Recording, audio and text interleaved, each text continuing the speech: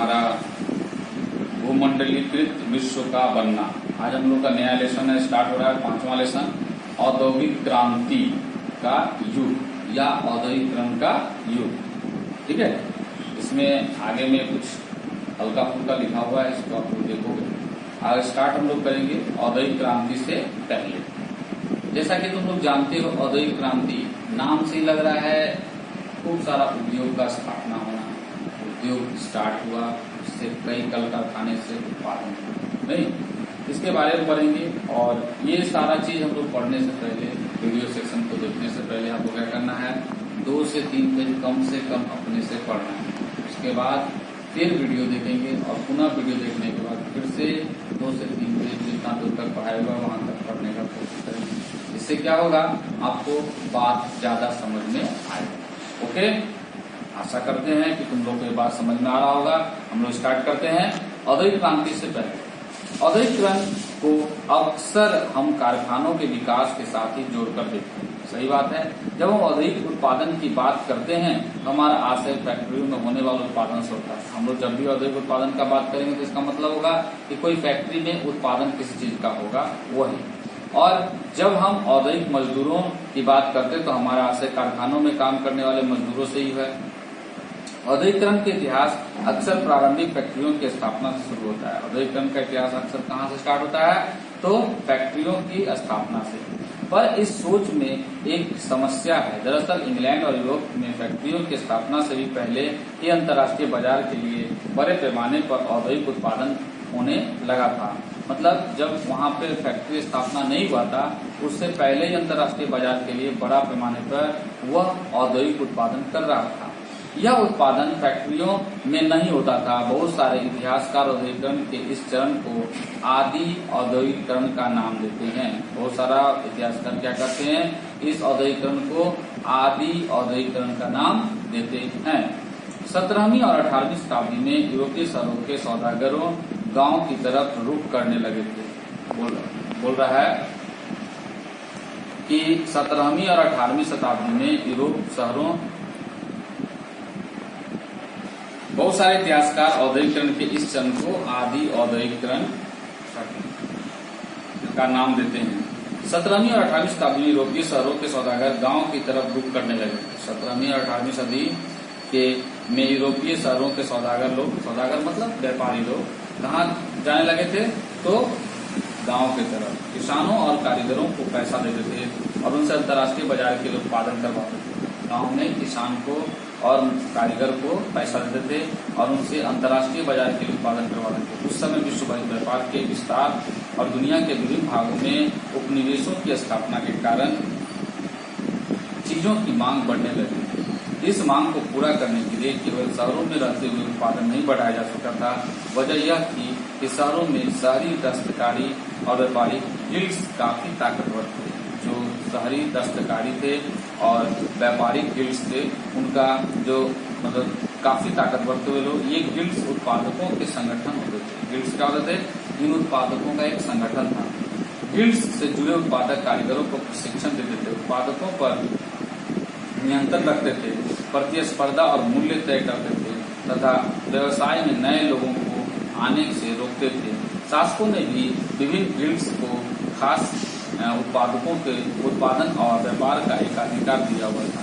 फलस्वरूप नए व्यापारी शहरों में कारोबार नहीं कर सकते थे, इसलिए वे गांव की तरफ जाने लगे। नए व्यापारी क्या हुआ कि शहर में व्यापार नहीं कर सकते थे, इसलिए कहाँ चले गए, गाँव में। गाँव में गरीब काश्तकार और दस्तकार सौदागरों के लिए काम करने लगे, जैसा कि आपने पिछले साल की पाठ्य पुस्तक में देखा होगा 9th क्लास में। यह एक ऐसा समय था जब खुले खेत खत्म होते जा रहे थे और कॉमन्स की बाराबंदी की जा रही थी। मतलब खुला हुआ खेत जो था लोगों का, वह बंद हो रहा था। बाराबंदी मतलब चारों तरफ बाउंड्री टाइप का करके किया जा रहा था। अब तक अपनी रोजी रोटी के लिए साझा जमीनों से जलावन की लकड़ी, बेड़ियां, सब्जियां, भूसा और चारा आदि बीन कर काम चलाने वाले छोटे किसान और गरीब किसान आमदनी के लिए नए स्रोत ढूंढ रहे थे। मतलब जो गरीब किसान थे जिनके पास कोई खेत नहीं था, वो लोग दूसरे का खेतों से या दूसरे के घरों से कुछ कुछ लेके आ रहे थे। लेकिन अभी बाराबंदी हो जाने के कारण उनको दिक्कत हो गया। बहुतों के पास छोटे मोटे खेत तो थे, लेकिन उनसे घर के सारे लोगों को पेट नहीं भरता था। मतलब छोटा मोटा खेत था लेकिन उसका पेट नहीं भरता था, उनसे घर के लोगों का पेट नहीं भरता था। इसलिए जब सौदागर वहां आए और उन्होंने माल पैदा करने के लिए पेशगी रकम दी तो किसान फौरन तैयार हो गए। सौदागरों के लिए काम करते हुए वे गांव में ही रहते और अपने छोटे छोटे खेतों को भी संभाल सकते थे। मतलब अपना गांव में जो अपना खेत है उसको तो संभालेंगे और सौदागर का जो खेत है उस पर वो उत्पादन करेगा। इस आदि औद्योगिक उत्पादन से होने वाली आमदनी ने खेती के कारण सिमटती आय में बड़ा सहारा दिया। अब उन्हें पूरे परिवार के श्रम संसाधनों के इस्तेमाल का मौका भी मिल गया। अब उनको पूरे परिवार के लिए काम भी मिल गया और पूरे परिवार का संसाधन भी मिल गया। इस व्यवस्था से शहरों और गांवों के बीच एक घनिष्ठ संबंध विकसित हो गया। अब इस तरह से गांव और शहर के बीच एक अच्छा संबंध आ गया। सौदागर रहते तो शहरों में थे, लेकिन उनके लिए काम ज्यादातर देहात में चलता था। मतलब सौदागर का ज्यादातर काम कहाँ जाता था? गांव देहात में। इंग्लैंड के कपड़ा व्यवसायी स्टेपलर्स से ऊन खरीदते थे। कैसे करते थे? स्टेपलर से क्या करते थे? ऊन, और उसे सूत काटने वालों के पास पहुंचाए थे।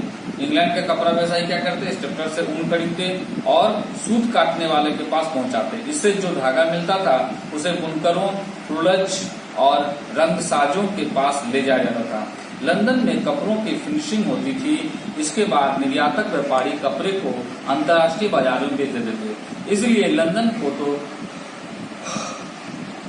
फिनिशिंग सेंटर के रूप में की जाने लगी थी। मतलब लंदन में कपड़ों का क्या होता था? फिनिशिंग होता था। धागा बन गया, कपड़ा बन गया, उसका फिनिशिंग होता था। इसलिए पूरा लंदन को पूरा अंतर्राष्ट्रीय बाजार में क्या माना जाता था? फिनिशिंग का सेंटर। यह आदि औद्योगिक व्यवस्था व्यवसायिक आदान प्रदान के नेटवर्क का हिस्सा थी। इस पर सौदागरों का नियंत्रण था और चीजों का उत्पादन कारखानों की बजाय घरों में होता था। उत्पादन के प्रत्येक चरण में प्रत्येक सौदागर 20 से 25 मजदूरों से काम करवाता था। इसका मतलब यह था कि कपड़ों के हर सौदागर के पास सैकड़ों मजदूर काम करते थे। इससे पता चलता था कि 20 से 25 मजदूर जब काम करते, इसका मतलब हुआ कि कपड़े का हर सौदागर के पास सैकड़ों मजदूर थे। मतलब एक मजदूर से उनका काम नहीं होता, कई मजदूर थे। अब एक कारखानों का होता, अब वो क्या कारखाना बना।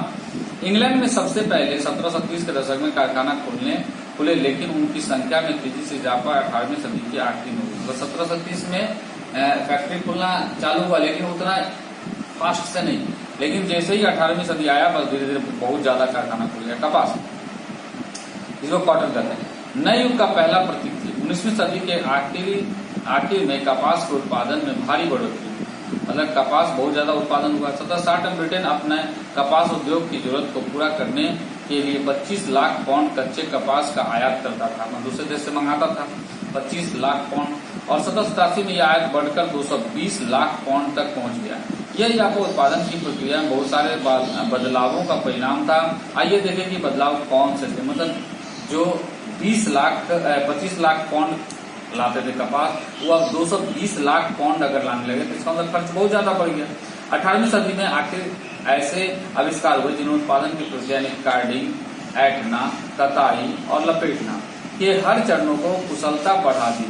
प्रति मजदूर उत्पादन बढ़ गया और पहले से ज्यादा मजबूत धागों व रेशों का उत्पादन होने लगा। इसके बाद रिचर्ड आर्कराइट ने सूती कपड़ा मिल की रूपरेखा सामने रखी। अभी तक कपड़ा उत्पादन पूरे देहात में फैला हुआ था। यह काम लोग अपने अपने घर पर ही करते थे। मतलब पूरा देहात में फैलने पर क्या हुआ, यह काम को लोग कैसे करते थे? अपने घर पे ही रह के करने लगे। अच्छा, घर पर ही करते, यह काम लोग अपने घर पे कर। लेकिन अब महंगी नई मशीनें खरीदकर उन्हें कारखानों में लगाया जा सकता था। कारखानों में सारी प्रक्रिया एक छत के नीचे और एक मालिक के हाथों में आ गई थी। इसके चलते उत्पादन प्रक्रिया पर निगरानी, गुणवत्ता का ध्यान रखना, मजदूरों पर नजर रखना संभव हो गया था। जब तक उन्होंने गांव में हो रहा था तब तक ये सारे काम संभव नहीं थे। मतलब अब एक कारखाना के अंदर सब मशीन रख जाएगा एक साथ और सब काम मजदूर वहां पे एक सुपरवाइजर के देखरेख में या मालिक के देखरेख में हो सकता था। इसलिए यह जो है अब एक फैक्ट्री में यह सब मशीन लगा दिया गया। 19वीं सदी की शुरुआत में कारखाने इंग्लैंड के भूदृश्य का अभिन्न अंग बन गए थे। ये नए कारखाने इतने विशाल थे और नई प्रौद्योगिकी की ताकत इतनी जादुई दिखाई देती थी कि उस समय के लोगों की आंखें चौंधिया जाती थी। लोगों का ध्यान कारखानों पर टिका रह जाता था। वे इस बात को मानो भूल ही जाते थे कि उनकी आंखों से ओझल गलियों और वर्कशॉप में अभी भी उत्पादन चालू है। मतलब ये लोग को अभी भी पता होना चाहिए कि इनके ये कारखाना में तो हो ही रहा था, साथ साथ अभी भी उनके गलियों में, गांव में जो वर्कशॉप चल रहा था वो सब अभी भी चल रहा है। औद्योगिक परिवर्तन की रफ्तार, औद्योगिकरण की प्रक्रिया कितनी तेज थी? क्या औद्योगिकरण का मतलब केवल फैक्ट्री उद्योग का विकास तक ही सीमित था? मतलब जो फैक्ट्री विकास कर रहा था वहीं तक सीमित था? देखते हैं। पहला, सूती वस्त्र उद्योग। सूती उद्योग और कपास उद्योग ब्रिटेन के सबसे फलते फूलते उद्योग थे, मतलब सबसे ज्यादा तेज चलने वाला। तेजी से बढ़ता हुआ कपास उद्योग 1840 के दशक तक औद्योगिकरण के पहले चरण में सबसे बड़ा उद्योग बन चुका था। इसके बाद लोहा और स्टील उद्योग आगे निकल गए। 1840 के दशक में से इंग्लैंड में और 1860 के दशक से उसके उपनिवेशों में रेलवे का विस्तार होने लगा। अब 1840 के दशक से इंग्लैंड में और 1860 के दशक से उसके उपनिवेश में, मतलब जहां जहां उनका राज्य था, शासन था, वे सब रेलवे का विस्तार होने लगा। फलस्वरूप लोहे और स्टील की जरूरत तेजी से बढ़ी। लोहे और उसके साथ साथ जो उसके साथ जरूरत का चीज है उसका जरूरत ज्यादा बढ़ा। 1873 तक ब्रिटेन के लोहा और स्टील निर्यात का मूल्य लगभग 7.7 करोड़ पाउंड हो गया था। यह राशि इंग्लैंड के कपास निर्यात के मूल्य से दुगने था। जितना कपास निर्यात होता था उससे ज्यादा दुगना रेट में जा रहा था लोहा। दूसरा, नए उद्योग परंपरागत उद्योग को इतनी आसानी से हाशिए पर नहीं ढकेल सकते थे। नया उद्योग जो था उसको तुरंत कहीं पर आगे बढ़ाया नहीं जा सकता। 19वीं सदी के आखिरी में भी तकनीकी रूप से विकसित औद्योगिक क्षेत्र में काम करने वाले मजदूरों की संख्या कुल मजदूरों में 20% से ज्यादा नहीं थी। कपड़ा उद्योग एक गतिशील उद्योग था, लेकिन उसके उत्पादन का बड़ा हिस्सा कारखानों में नहीं बल्कि घरेलू इकाइयों में होता था। कपड़ा उद्योग ज्यादातर कहाँ हो रहा था? घरेलू इकाइयों में। तीसरा, यदि परंपरागत उद्योगों में परिवर्तन की गति भाप से चलने वाले सूती और धातु उद्योग से तय नहीं हो रही थी मतलब जो परंपरागत उद्योग था, अगर हम लोग जैसे कपड़ा बनाना ये सबको अगर चाह रहे थे कि यह भाप से चले तो यह चलना थोड़ा सा संभव नहीं हो रहा था। लेकिन ये परंपरागत उद्योग पूरी तरह ठहराव की अवस्था में नहीं था। खाद्य प्रसंस्करण, निर्माण, पॉटरी, कांच के काम, चर्म शोधन, फर्नीचर और औजारों का उत्पादन जैसे बहुत सारे गैर मशीनी क्षेत्रों में जो तरक्की हो रही थी वह मुख्य रूप से साधारण और छोटे छोटे आविष्कारों का परिणाम था। यह कैसे हो रहा था? धीरे धीरे मशीन सब बहुत छोटा छोटा बन रहा था, उसी का बड़ा रूप भी हो सकता था और वही क्या होता? बड़ा फैक्ट्री। चौथा, प्रौद्योगिकीय बदलावों की गति धीमी थी और मतलब प्रौद्योगिकी का मतलब यहाँ पे जो टेक्नोलॉजी था वह थोड़ा बदलाव धीरे धीरे हो रहा था। औद्योगिक भूदृश्य पर यह बदलाव नाटकीय तेजी से नहीं फैले। नई तकनीकी महंगी थी, जो नया नया टेक्नोलॉजी आ रहा था वो क्या था? महंगा। सौदागर व व्यापारी उनके इस्तेमाल के सवाल पर फूक कर कदम बढ़ाते थे, मतलब जल्दी इस पर तुरंत इस्तेमाल के नहीं लाते थे। क्या करते? सोचते कि इसको पहले ढंग से देख ले कि हाँ सही काम कर रहा है या नहीं। सौदागर व व्यापारी उनके इस्तेमाल के सवाल पर फूक कर कदम बढ़ाते थे। मशीनें अक्सर खराब हो जाती थी और उनकी मरम्मत पर काफी खर्च आता था। वे इतनी अच्छी भी नहीं थी जितना उनके आविष्कारकों और निर्माताओं का दावा था। मतलब जैसा जो आविष्कार किया वो बोलता था कि यह बहुत अच्छी है, बहुत ये है, तो जितना दावा करता था उस दावा के अनुसार उतना अच्छा वो होता नहीं था। इस बात को समझने के लिए आइए भाप के इंजन का उदाहरण लें और जेम्स वाट ने न्यू कॉमन द्वारा बनाए गए भाप के इंजन में सुधार किए। 1871 में नए इंजन को पेटेंट करा लिया।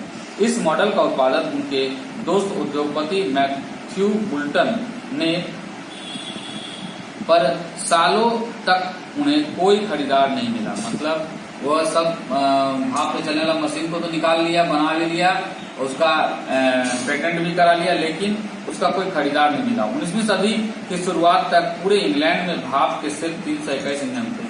इनमें से 80 इंजन सूती उद्योग में, 9 ऊन उद्योग में और बाकी खनन उद्योग में, नहर निर्माण और लौह कार्यों के इस्तेमाल हो रहा था। और किसी उद्योग में भाप के इंजनों का इस्तेमाल काफी समय बाद तक भी नहीं हुआ। यानी मजदूरों की उत्पादन क्षमता को कई गुना बढ़ाने की संभावना वाली सबसे शक्तिशाली प्रौद्योगिकी को अपनाने में भी उद्योगपति बहुत हिचकिचा रहे थे। मतलब डर रहे थे अगर इसको अपना लेंगे और कहीं मशीन खराब हो गया तो हमारा सब काम ठप हो जाएगा।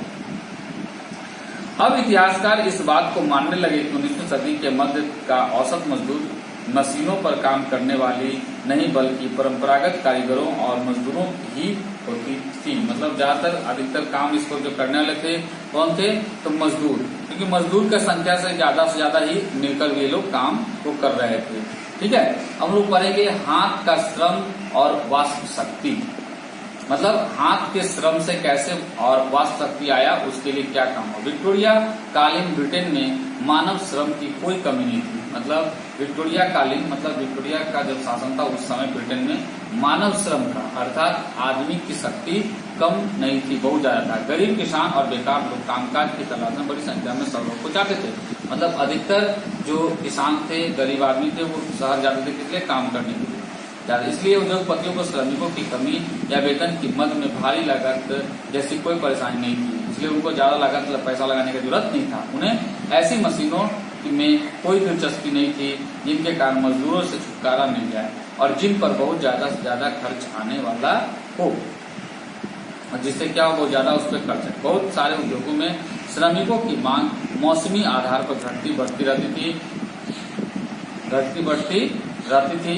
गैस घरों और शराब खानों में जाड़ों के दौरान खासा काम रहता था।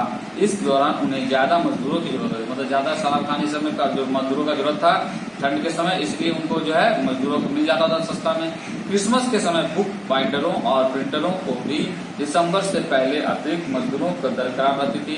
बंदरगाह पर जहाजों की मरम्मत और साफ सफाई व सजावट का काम भी जाड़ों में ही किया जाता था। जिन उद्योगों में मौसम के साथ उत्पादन घटता बढ़ता रहता था, वहाँ उद्योगपति मशीन की बजाय मजदूरों को ही काम पर रखना पसंद करते। मतलब वहाँ जहाँ पानी वाला जहाज सब में सफाई के लिए जरूरत था, तो उस समय जब काम ठप रहता था उसमें सफाई के लिए कारखाना मशीन का न करके क्या करते थे वो लोग, तो मजदूर का ही इस्तेमाल करते थे। बहुत सारे उत्पाद केवल हाथ से ही तैयार किया जा सकते, मशीनों से एक जैसा तय किस्म के उत्पाद ही बड़ी संख्या में बनाए जा सकते थे।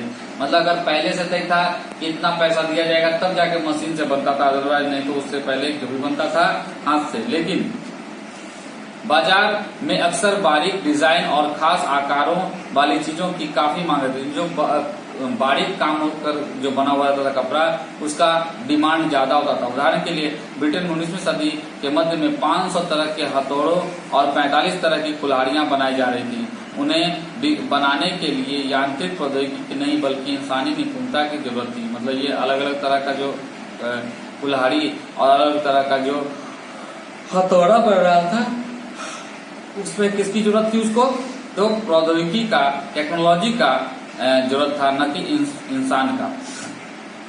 विक्टोरिया कालीन ब्रिटेन में उच्च वर्ग के लोग कुलीन और पूंजीपति वर्ग हाथों से बनी चीजों को तरजीह देते थे। हाथ से बनी चीजों को परिष्कार और सुरुचि का प्रतीक माना जाता था। मतलब जो हाथ से बना हुआ रहता था उसको ज्यादा वो लोग अच्छा मानते थे कि नहीं ये बहुत अच्छा है। उनकी फिनिश अच्छी होती थी, उनको एक एक करके बनाया जाता था और उनका डिजाइन अच्छा होता था। मशीनों से बनने वाले उत्पादों को उपनिवेशों में निर्यात कर दिया जाता था। मशीन से बनने वाला जो भी सामान होता था उसको उपनिवेश में बेचने के लिए भेजा जाता था। जिन देशों में मजदूरों की कमी होती थी वहाँ उद्योगपति मशीनों का इस्तेमाल करना ज्यादा पसंद करते थे, ताकि कम से कम मजदूरों का इस्तेमाल करके वे अपना काम चला सके। जहाँ पर अगर लगता था कि मजदूरों का कमी है, वहाँ पर वो लोग क्या करते थे, तो उद्योगपति लोग वो लोग क्या करते, मशीन का ही उपयोग कर लेते थे मजदूरों के बजाय, है ना, ताकि उनका जो है कम पैसा में ही काम हो जाए। लेकिन ब्रिटेन में कामगारों की कोई कमी नहीं थी। मजदूरों की जिंदगी, बाजार में श्रम की बायात से मजदूरों की जिंदगी भी प्रभावित हुई। जैसे ही नौकरियों की खबर गांव में पहुंची, सैकड़ों की तादाद में लोग हुजूम शहरों की तरफ चल पड़े। जैसे ही पता चला कि शहर में नौकरी है, तुरंत में सारे गांव के लोग बहुत ज्यादा मात्रा में हुजूम रूप में कहाँ सब चले गए, शहर की तरफ। और नौकरी मिलने की संभावना यारी दोस्ती कुलबे कुटुंब के जरिए जान पहचान पर निर्भर करती थी। और नौकरी कैसे मिलता था, तो जान पहचान, है ना। अच्छा, अगर किसी कारखाने में आपका रिश्तेदार या दोस्त लगा हुआ है तो नौकरी मिलने की संभावना ज्यादा रहती थी। सबके पास ऐसे सामाजिक संपर्क नहीं होते थे। रोजगार चाहने वाले बहुत सारे लोगों को हफ्तों इंतजार करना पड़ता था। वे पुलों के नीचे या रैन बसेरों में रातें काटते थे। मतलब कहाँ पे काटते थे रात, तो रैन बसेरा में, जहाँ पे छत एक रहता था सबको वहाँ पे सोते थे, या पुल के नीचे। कुछ बेरोजगार शहरों में बने निजी रैन बसेरों में रहते थे। बहुत सारे निर्धन कानून विभाग द्वारा चलाए जाने वाले अस्थायी बसेरों में भी रुकते थे। जो गांव से शहर जाते थे तो उनका अगर रिलेशन वाले हैं तो उनके यहाँ रुकते, या नहीं तो प्राइवेट जो रैन बसेरा होता था उसमें, या कुछ अस्थायी रूप से जो बसेरे जाते थे उसमें। बहुत सारे उद्योगों में मौसमी काम की वजह से कामगारों को बीच बीच में बहुत समय तक खाली बैठना पड़ता था। काम का सृजन गुजर जाने के बाद गरीब दोबारा सड़क पर आ जाते थे। कुछ लोग जाड़ों के बाद गांव में चले जाते थे जहां इस समय काम निकलने लगता था, लेकिन ज्यादातर शहर में ही छोटे मोटा काम ढूंढने की कोशिश करते थे, जो 19वीं सदी के मध्य तक भी आसान काम नहीं था। मतलब इसे मौसम के अनुसार भी ये लोग चेंज करते थे। जैसे कि ठंडा के बाद गर्मी आता, गर्मी में लोग सब फिर गांव चले जाते थे और कुछ लोग अपना शहर में ही काम करते थे। 19वीं सदी की शुरुआत में वेतन में कुछ सुधार आया, लेकिन इससे मजदूरों की हालत में बेहतरी का पता नहीं चलता। औसत आंकड़ों से अलग अलग व्यवसायों के बीच आने वाले फर्क और साल दर साल होने वाले उतार चढ़ाव छिपे रह जाते थे। इस मिसाल के तौर पर जब लंबे नेपोलियनी युद्ध के दौरान कीमतें तेजी से बढ़ी तो मजदूरों की आय के वास्तविक मूल्य में भारी कमी आ गई। अब उन्हें वेतन तो पहले जितना मिलता था, लेकिन उससे वे पहले जितना चीजें नहीं खरीद सकते थे। मजदूरों की आमदनी भी सिर्फ वेतन दर पर ही निर्भर नहीं करती थी, रोजगार की अवधि भी बहुत महत्वपूर्ण थी। मजदूरों की औसत दैनिक आय इससे तय होती थी कि उन्होंने कितने दिन काम किए। मतलब यहाँ मजदूर कितना दिन काम किया उसके अनुसार उसका तय होता था, और ज्यादा देर काम करने का मतलब तब उसका वेतन थोड़ा कुछ ज्यादा था। लेकिन ऐसा यहाँ पे वेतन वृद्धि होने के बाद ज्यादा होने लगा। 19वीं सदी के मध्य में सबसे अच्छे हालत में भी लगभग 10% शहरी आबादी निहायत गरीब थी, और 1830 के दशक में आई आर्थिक मंदी जैसे दौरों में बेरोजगारों की संख्या विभिन्न क्षेत्रों में 35 से 75% तक पहुंची। मतलब बेरोजगारों की संख्या बहुत ज्यादा होने लगा। बेरोजगारों की आशंका के कारण मजदूरों ने नई प्रौद्योगिकी से चिपटे थे। जब उन उद्योग में स्पिनिंग जेनी मशीन का इस्तेमाल शुरू किया गया तब तो हाथ से ऊन काटने वाले औरतें इस तरह की मशीन पर हमला करने लगी। जेनी के इस्तेमाल पर यह टकराव लंबे समय तक चलता रहा। मतलब जब मशीन में कल कारखाने में जो मशीन से चलने लगा तो अब जो हाथ से बनाते थे वो लोग इस पर हमला करने लगे कि ऐसा करने से हम लोग बेरोजगार हो जाएंगे। 1840 के दशक के बाद शहरों में निर्माण की गतिविधियां तेजी से बढ़ी, लोगों के लिए नए रोजगार पैदा हुए, सड़कों को चौड़ा किया गया, नए रेलवे स्टेशन बने, रेलवे लाइनों का विस्तार किया गया, सुरंगें बनाई गई, निकासी और सीवर व्यवस्था बिछाई गई, नदियों के तटबंध बनाए गए, परिवहन उद्योग के काम करने वालों की संख्या 40 के दशक में दुगुना और अगले 30 सालों में एक बार फिर दुगुना। इस तरह से यहाँ का उत्पादन भी बढ़ गया और लोगों का कार्य कुशलता के बाद धीरे धीरे उत्पादन भी बढ़ने लगा। ठीक है, इस तरह से हम लोग आज यहीं तक पढ़ेंगे, अगला हम लोग पढ़ेंगे नेक्स्ट वीक, है ना। और एक बात फिर से बता दें तुम लोग को कि यह सब पढ़कर क्या करना है आपको, इस पर जो क्वेश्चन आंसर आधारित रहेगा वो बनाना है, और साथ ही साथ वीडियो सेक्शन देखने के बाद फिर से एक बार पढ़ेंगे और इस पर आधारित जो 2-3 क्वेश्चन या 4 क्वेश्चन रहेगा उसको बनाना है, टू द पॉइंट कुछ रहेगा उसको उतारना है। और यह भी बताना है तुम लोगों को कि प्रत्येक दिन जो हैंडराइटिंग लिखना है आप लोगों को, वो भी प्रत्येक दिन अच्छे रूप में हैंडराइटिंग बना कर लिखिए। आप लोग सभी को क्लास 10 का जो आपके कोचिंग का रिजल्ट निकला वो आपके व्हाट्सएप पे भेजा गया है, आप लोग देख लीजिए कि किस तरह से दीदी भैया लोग तुम्हारे जो है सीनियर मतलब अपना हेल्प किए, ज्यादा से ज्यादा मेहनत करके जितना हो सका वो लोग नंबर लाए। अगर आप लोग उनसे ज्यादा मेहनत करोगे तो आपकी नंबर भी ज्यादा आएगी। इस तरह से आप यह सोचोगे कि नहीं हम कम मेहनत करके ही ले आएंगे सिर्फ पास हो जाएंगे, तो कम मेहनत करके आप पास हो जाओगे, लेकिन आगे का जो और भी कई पहलुओं आएगी जिसपे तुम्हारा मार्क्स के चलते तुम छट जाओगे, उस समय तुमको बड़ा अफसोस होगा। तो आशा करते हैं तुम ऐसा समय नहीं लाओगे, तुम घर में मेहनत कर रहे होगे, है ना, और अच्छा से अच्छा पढ़ रहे होगे। ओके, और घर में प्रत्येक दिन माँ पिताजी को प्रणाम करना है, रिस्पेक्ट देना है। Okay, bye.